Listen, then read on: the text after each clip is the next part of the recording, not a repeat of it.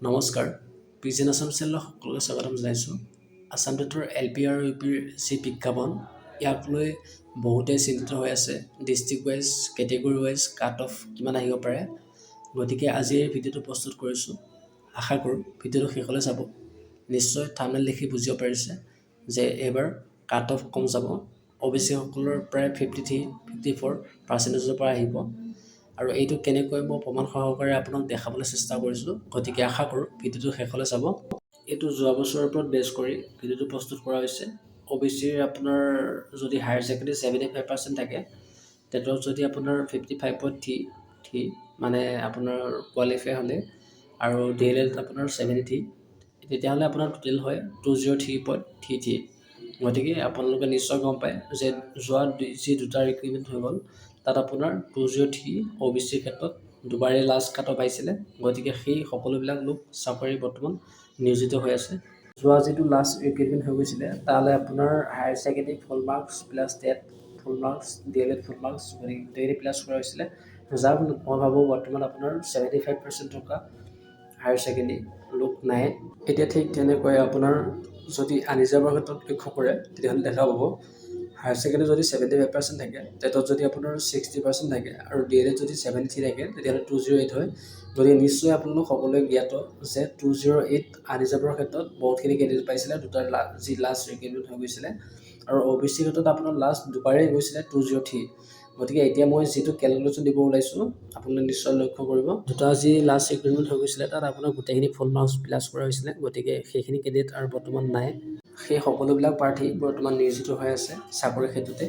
এতিয়া আহকচোন চাওঁ আমি বৰ্তমান যি ছিষ্টেম হৈ আছে সেই ছিষ্টেমৰ অনুপাতে আগৰ যিখিনি কেলকুলেশ্যন আছিলে সেইখিনি মতে আমি ধৰিছোঁ। হায়াৰ ছেকেণ্ডেৰী 75% থাকিলে বৰ্তমান আপোনাৰ 3.75 হয়।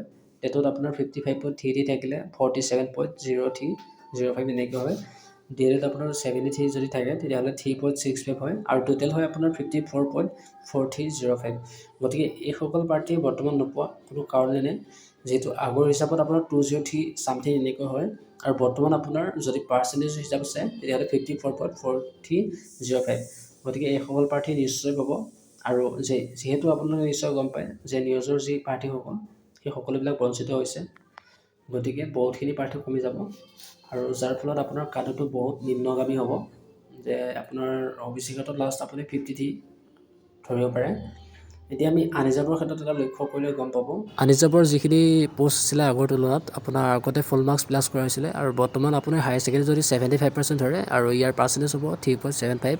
টেটৰ আপোনাৰ 60 যদি ধৰে মাৰ্কছ টোটেল আৰু ইয়াৰ পাৰ্চেণ্টেজ হ'ব আপোনাৰ 51 আৰু DLED আপোনাৰ লাষ্ট 73 যদি আপুনি এটা এভাৰেজ ধৰে তেতিয়াহ'লে আহি যাব 3.65 আৰু টোটেল আপোনাৰ আনৰিজাৰ্ভৰ ক্ষেত্ৰত হৈ আছে 58.4। গতিকে ইমান বেছি বৰ ডিফাৰেঞ্চ নাযায়, যিহেতু আপোনাৰ লাষ্ট যি দুটা ৰিক্ৰুইটমেণ্ট হৈ গৈছিলে তাত আপোনাৰ OBC লাষ্ট দুবাৰেই আহিছিলে 203 প্ৰত্যেকখন ডিষ্ট্ৰিক্টৰ ক্ষেত্ৰত। আপোনালোকে যদি এতিয়ালৈ লক্ষ্য কৰা নাই তেতিয়াহ'লে ন'টিচ কৰি ল'ব। আৰু যি আনৰিজাৰ্ভৰ ক্ষেত্ৰত আপোনাৰ 208 আপোনাৰ লাষ্ট আহিছিলে। আনৰিজাৰ্ভৰ কেণ্ডিডেট বহুতখিনি আছে বা আনৰিজাৰ্ভৰ OBC ST সকলোৰ পৰা সোমাব পাৰে, যিহেতু আপোনাৰ যদি 60% টেটত হৈ যায় তেতিয়াহ'লে। আৰু গতিকে আনৰিজাৰ্ভৰ ক্ষেত্ৰত অলপ কাট অফটো ইফাল সিফাল হ'ব পাৰে বা আপোনাৰ কাট অফ এটা হাই যাব পাৰে, কিন্তু বাকীবিলাক কেটেগৰীৰ ক্ষেত্ৰত ইমান এটা কাট অফ হাই নাযাব। যিহেতু বৰ্তমান আপুনি জানে নিশ্চয় যে টেটত আপোনাৰ 100+ পোৱা প্ৰাৰ্থী বহুত কম আছে আৰু যিসকলৰ আগত 75 হায়াৰ ছেকেণ্ডেৰী আছিলে বা DLED আপোনাৰ 75 আছিলে তেওঁলোক সকলোবিলাক প্ৰায় নিয়োজিত হৈছে। গতিকে ইমান বেছি বৰ আপোনাৰ কাট অফ এটা হাই নাযায় আৰু নিউজৰ বহুতখিনি প্ৰাৰ্থী আছিলে সকলোবিলাক প্ৰায় বৰ্তমান বঞ্চিত হ'ব লগা হৈছে। গতিকে কাট অফ হাই নাযায়, চিন্তা কৰিবলগীয়া কোনো কাৰণ নাই। আৰু এইখিনিতে আপোনালোকৰ টোটেল মাৰ্কছ কিমান এই সকলোবিলাক আপোনালোকে কমেণ্ট কৰি জনাব আৰু কেটেগৰী। বৰ্তমান ভিডিঅ'টো এইখিনি আছিলে। আশা কৰোঁ ভিডিঅ'টো চাই ল'বলৈ উপকৃত হৈছে। যদি চেনেলটো এতিয়াও ছাবস্ক্ৰাইব কৰি লয় তেতিয়াহ'লে ছাবস্ক্ৰাইব কৰি ল'ব। ধন্যবাদ। জয় অসম।